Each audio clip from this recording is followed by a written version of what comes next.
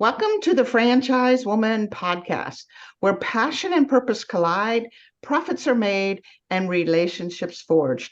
I'm Rebecca Monet, CEO and Chief Scientist at Zoracle Profiles, along with my co-host, community advocate, speaker, author, and entrepreneur, Tracy Kawa. So, guys, we're really excited. Our special guest today is Vicktoria Healy. She is the Vice President of Franchise Development for Supply Point. Supply Point is a unique network of select trucking, freight forwarding, pallet, and packaging companies that connect to form a wide menu of choices and savings for a rapidly growing list of customers nationwide. Basically, a logistics company. I'm so excited to learn more about you, Vicktoria, and of course about Supply Point. So welcome to the show. Thanks for having me, Rebecca and Tracy. I'm really excited to be here. Yeah, we're excited that you're here as well, Vicktoria. There's so much that we want to hear about you, your early days and life on the farm and your entry into franchising. Why don't you just maybe start us back at the beginning with your childhood a little bit? Sure. So I grew up very, very humble beginnings. We didn't have a lot of money when I was growing up. My parents were young, and I grew up in rural North Florida. And we did a lot of farming and farming things, and we grew up. I grew up when we played with we built forts, and my cousins and we'd go out at daylight, and we'd come back at dusk, and that was it was a very humble way to grow up, very good way to grow up, and then I moved into to make money. I worked on the farms in tobacco, and so in the summer times I cropped tobacco for $25 a day, and realized very quickly that was not the direction I really wanted to go. So I needed to find a different path. But during that time frame, I also had some really pivotal people that joined my life, and my mom had recently gone back to the workforce when I was in high school, and so I was working the daytime in the summer, and she'd started back to work. And her boss at the time, her name was Lynette Ricketson, who's no longer with us. And Lynette became a mentor to my mom, and really took me under her wing too. And she's really the reason that I'm no longer cropping tobacco, and I went to college. Okay, first off, I love the way you say tobacco instead of tobacco. It must be because I'm from the South. You're from the South. Yeah.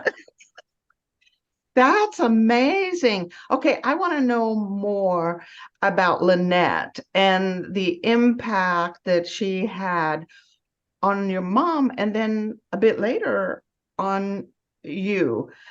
So your mom was out of the workforce for a period of time, and Lynette basically must have recognized something in her or gave her an opportunity. Tell us more about that. What did Lynette see, and how did that all unfold? Yeah, so Lynette had a unique ability to, I think, see people's potential. And she was really someone who wanted to build up other women. She wanted to see women succeed in the workforce. She wanted to see women become all that they could be. And so she was a big advocate for that. My mom had, Lynette owned a newspaper in our small town, and my mom had gone in for an ad that she'd seen in the paper to do some office clerical work. And Lynette really saw that she had much more potential than that. When you've been out of the workforce for a long time, it's really hard to come back in because you don't have the same skill set that you left the workforce, years prior to raise your family. And so, for her, she started at an entry-level position. Lynette fostered that talent, and she was able to grow through the organization. She recently retired a few years ago now, as the ad executive. She was an ad executive for not just one paper, but multiple papers. And so she did very well for herself. But it was Lynette that really fostered that and really saw in her potential, and encouraged her, to continue to move forward in the workforce, and to continue to grow what she saw in her internally. That's amazing. That must have been pretty impressive for you, as this young girl budding into womanhood, and then all of a sudden seeing someone take your mom under their wing and recognize the potential. Your mom is great, right? But for somebody else to recognize the greatness in your mom, or the talent in your mom, or the skills in your mom, how did you feel? And what was that impact of that relationship on you? It was huge. I mean, I saw my mom go from mom into a person that other people, she was very widely respected. And she had a different attitude and a different way about her as she, continued in the workforce. And I found that very empowering. I found that very exciting. And I wanted to do that too. I wanted to be into that type of environment where it was fostering and people were surrounding you and you were building a support system. I wanted that too. And fortunate for me, Lynette took me under her arm. I was just in high school getting ready to think about college, and she really fostered that and really helped me build that within myself, really take away the insecurity that I had from coming from a small town, and helped me understand that I could be more too. And I could go out and do the same thing that I saw my mom doing. Wow, Lynette, I can see the emotion and hear it in your voice of the difference she made in your family, both for your mom and for yourself. This having someone that believes in us and speaks truth in us and brings out of us the best that we can be is a beautiful thing. And many, many individuals, especially women who have left the workforce and come back, don't always have that opportunity. So you really were blessed by this beautiful woman, as was your mom. So okay, so you had this early mentor. What next? Did you go off to college? Did you build a business? Did you become a pilot? What what happened? What happened next? Yeah, so I did. I went off to college. I went to University of Florida. I was the first person in my family to go to college on either side. So that was a big deal for me and my family to take that leap of faith and to do that. But I graduated college. I was an exercise physiologist. Graduating college, I had an emphasis in geriatrics and in sports business.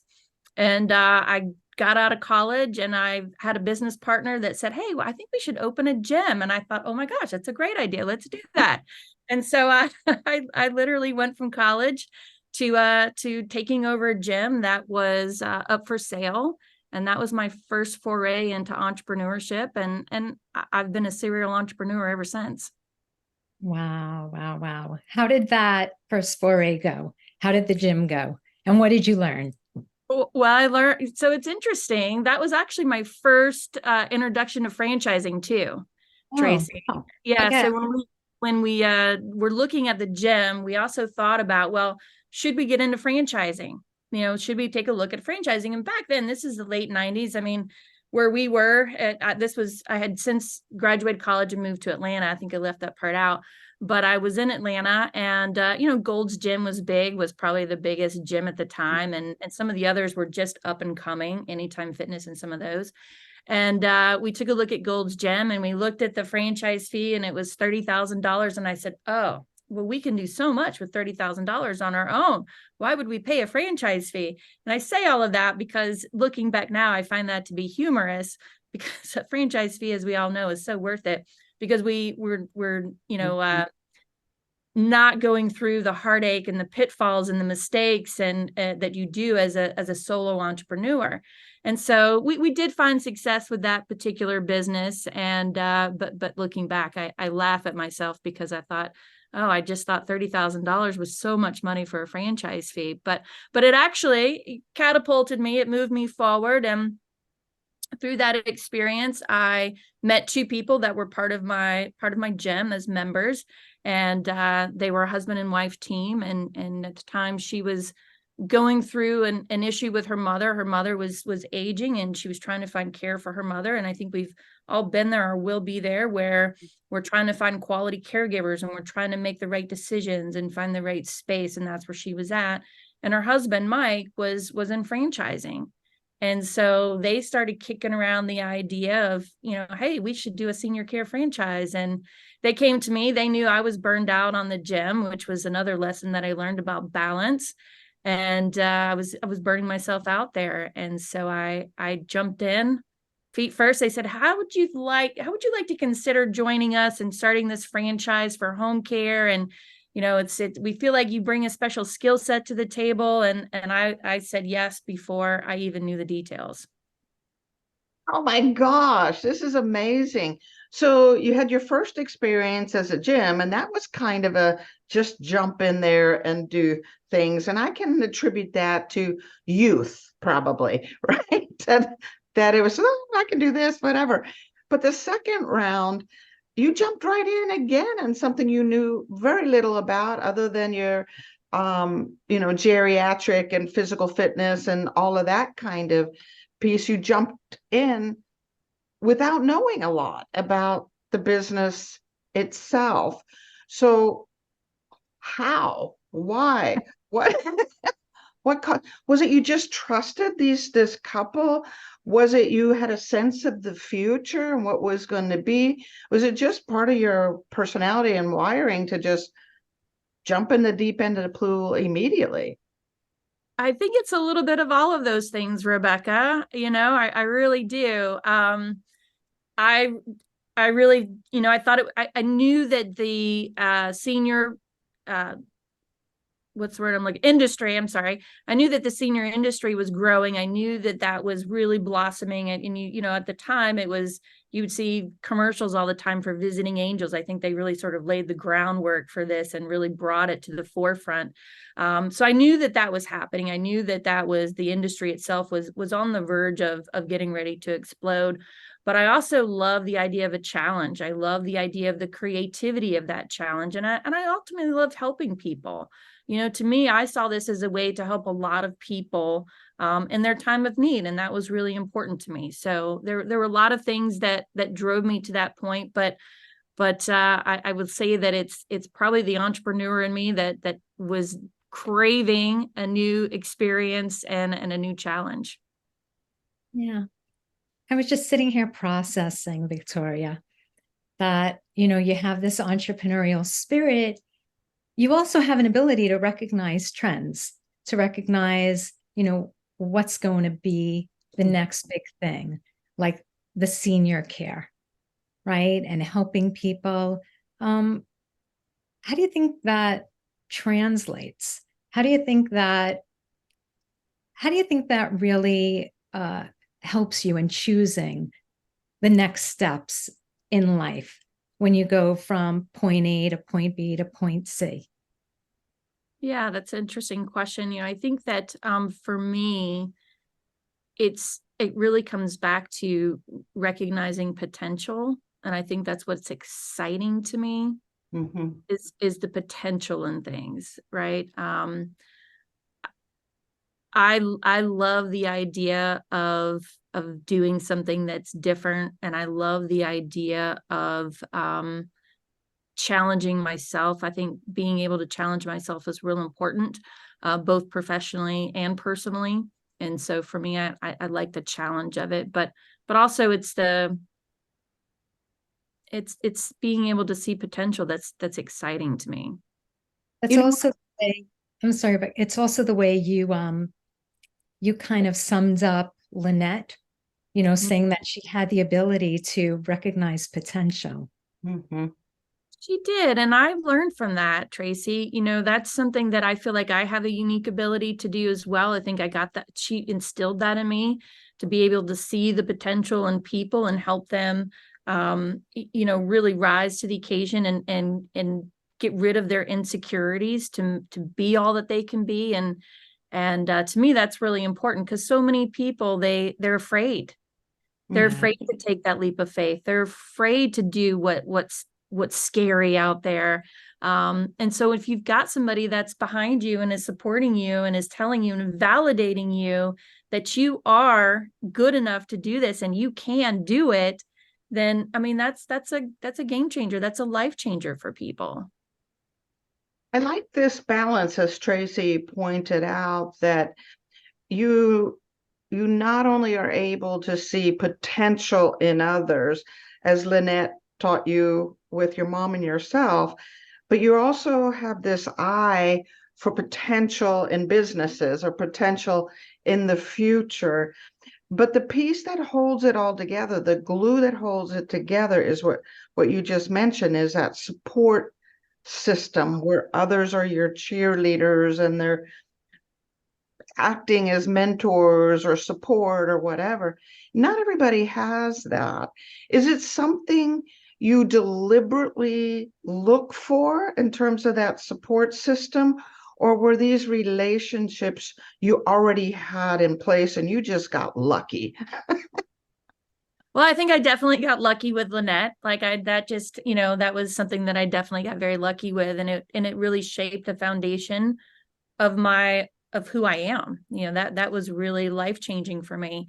But when you think about support systems, and not everybody has a support system, and I think even more so now, we especially with social media and all the other things that are out there that are influencing us, we tend to be a one-man band a lot of times, right?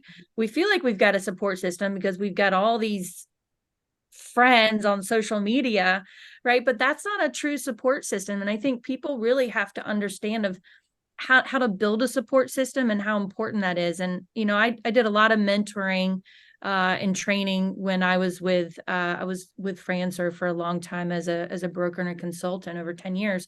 Did a lot of mentoring with that organization. And the thing that I loved about that organization was, one, that part of the program was you had to have a mentor, but it taught people to build a support system. It taught people that, it's good to have somebody to lean on. It's good to have somebody to reach out to when you're in a situation that you're unsure of, you're not really sure how to move forward. Then you've got somebody that you can call that's there for you. And when you realize that, and you realize that how important that is, you start to seek out other people to be a mentor and to be a support system. And, listen, it doesn't have to be a person in business. It can be a parent, it can be a grandparent, it can be friends and family, clergy members, whoever that is for you. But you also need somebody in the business world too. And sometimes those people can be dual, right? They're both. But I think that, understanding and building that is critical to success in life. So true. And you seem to have a knack for understanding who you need around you, for choosing the right mentors at the right time.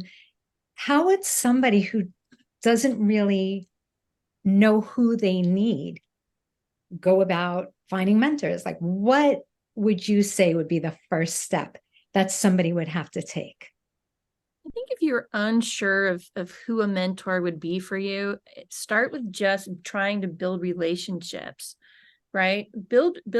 Start small, right? Mm-hmm. If you, and there are a lot of people out there that, have, again, I'm going to use this term loosely, friends and acquaintances, but how do you take it to the next level? How do you build an actual relationship where that person is now a sounding board for you and a mentor?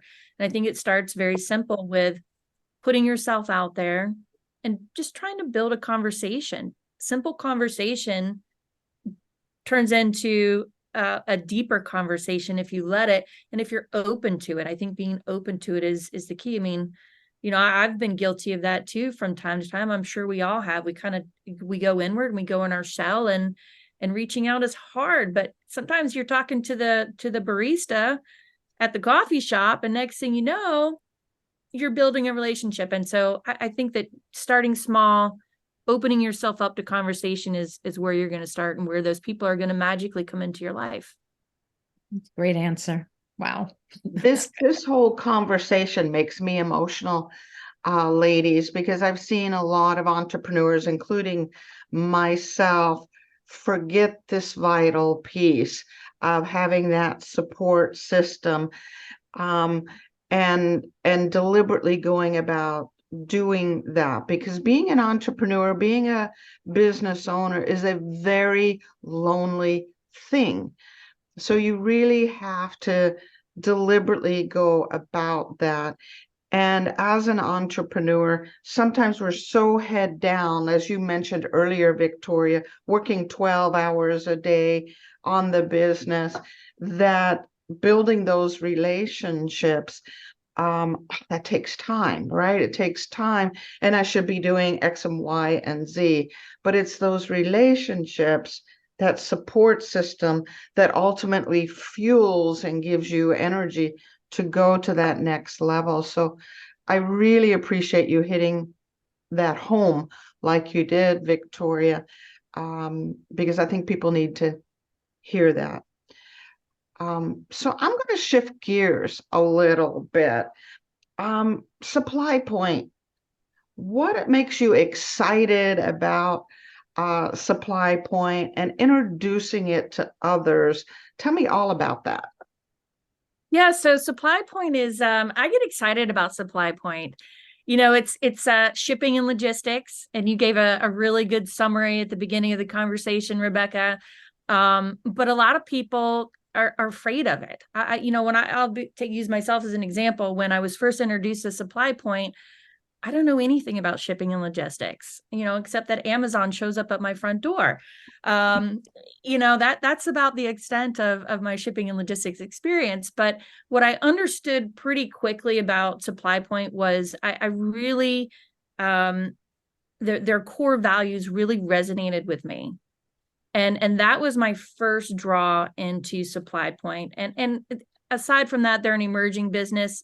It was a new challenge for me that's exciting. And so that was the other piece of it. But aside from that, it was their core values. And they've got 5 core values, and it's do the right thing, no excuses, dream big, grow or die, and help first. And help first was really the one that I latched onto, is helping people. That's been my whole career. You know, when I started my fitness center, it was helping people have a healthier life.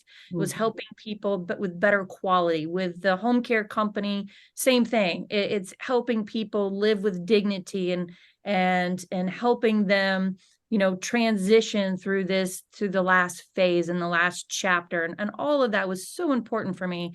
Coming into Supply Point, you know, it was the same thing, that the founders of Supply Point, it's about helping the customers and helping them increase their bottom line. And all of that just really excited me and made me feel really good about the opportunity within their company. And so that's kind of who Supply Point is. The other thing that's exciting about Supply Point is that, you know, it's a wealth building opportunity, right? We are helping people bring a spouse home from the workforce. We're helping them put their kids through college, helping them buy that beach house, right? All of those things that people want out of entrepreneurship, Supply Point has that opportunity. And so that was the other thing that really got me jazzed up and excited.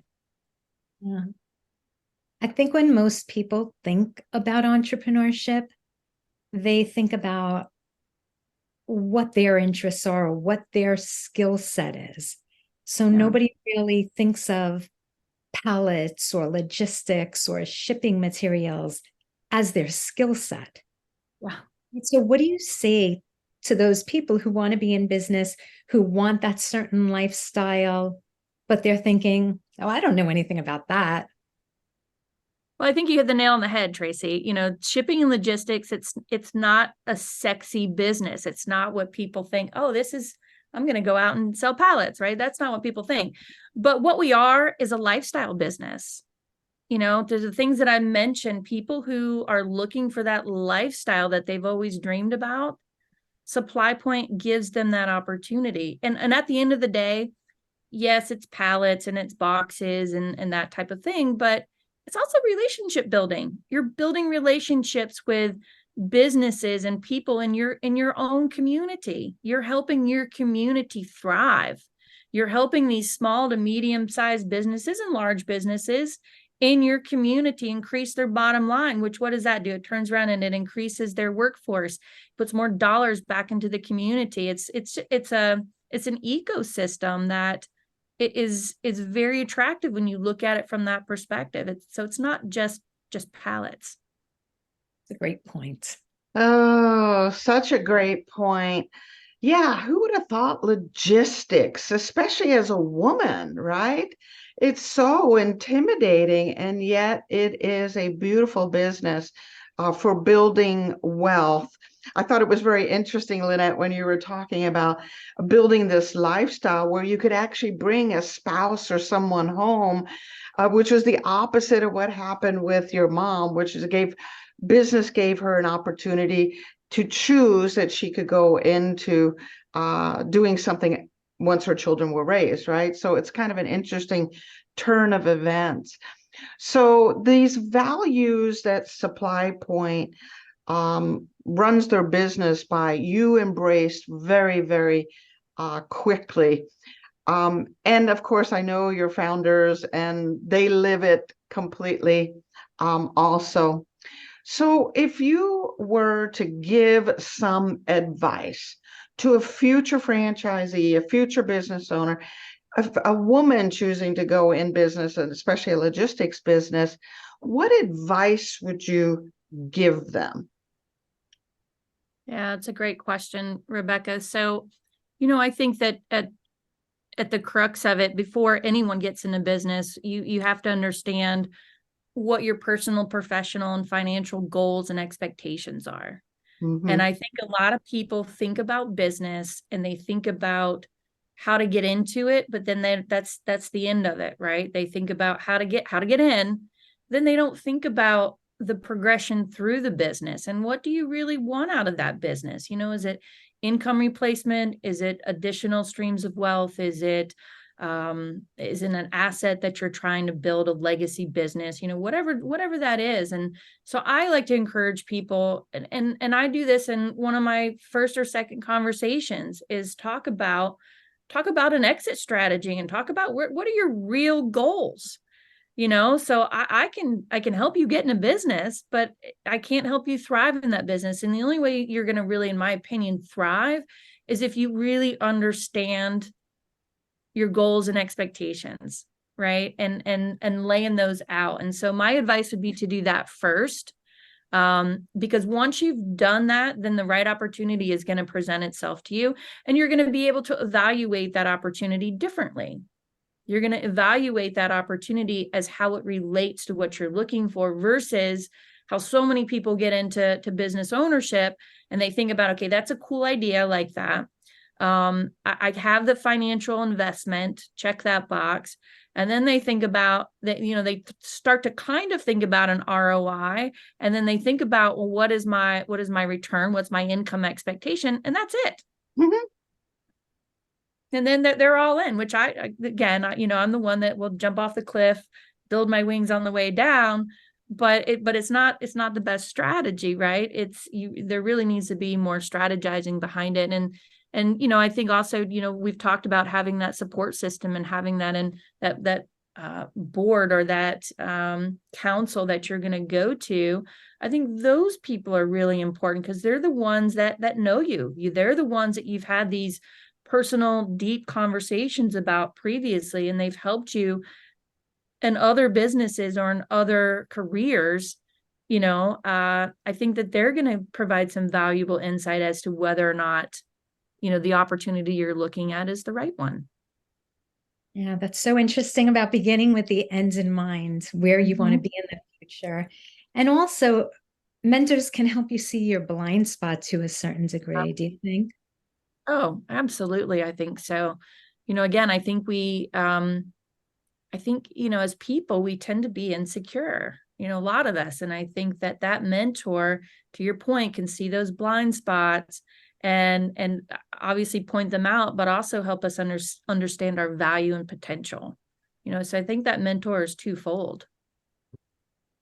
Wow. What a great story. So we go from humble beginnings, being a tobaccah farmer, to being Proper, Rebecca, not farmer. oh, proper. Sorry.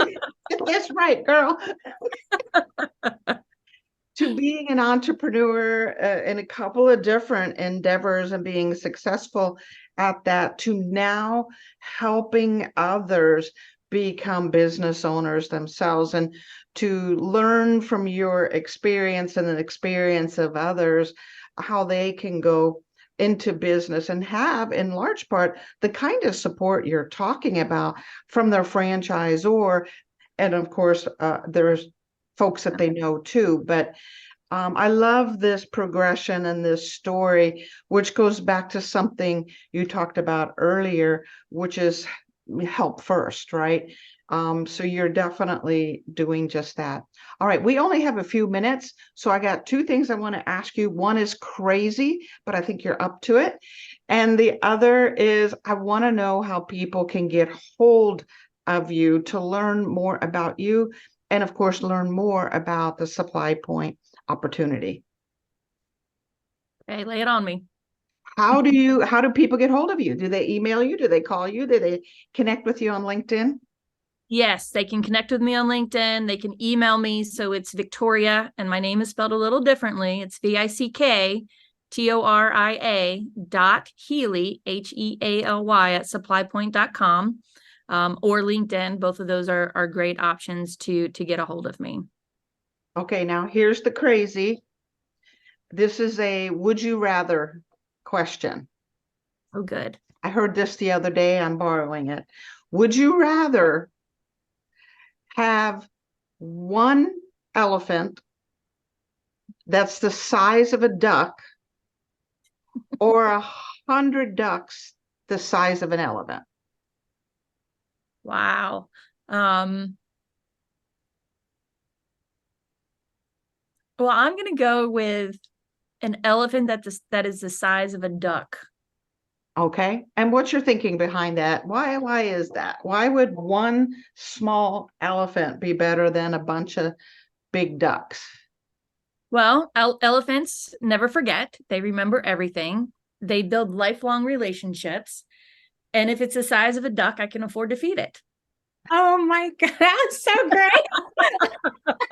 Oh my God, that was so clever and quick. That's so, I love it, which hits everything you've already talked about, right? It's so great.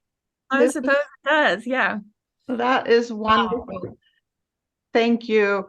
Thank you for being with us today, Vicktoria. We really appreciate it. And now I'm going to punt it over to Tracy, because she is so beautiful at wrapping things up, and all in your court, Tracy. I don't even know how to top that. What she just said is just like, you're just Vicktoria. I so want to know the history of your name with a K in it. I just have to tell you that. But I just have to tell you also that you're so like not just quick-witted, but it's like you're so open to absorbing what the universe brings you, like what the world brings you, what God brings you, like from the farm to the training that you got from Lynette, and then like really going out into the world fearlessly and applying it, because like you're sure of it. You know that you got this good training, you have this good foundation, and now you want to set others on their path the same way. Oh my God, I got the chills. I've had several chills through this whole interview, and Thank you. twice she almost brought me to tears, Vicktoria. So, kudos to you. You're a beautiful woman. 3 minutes.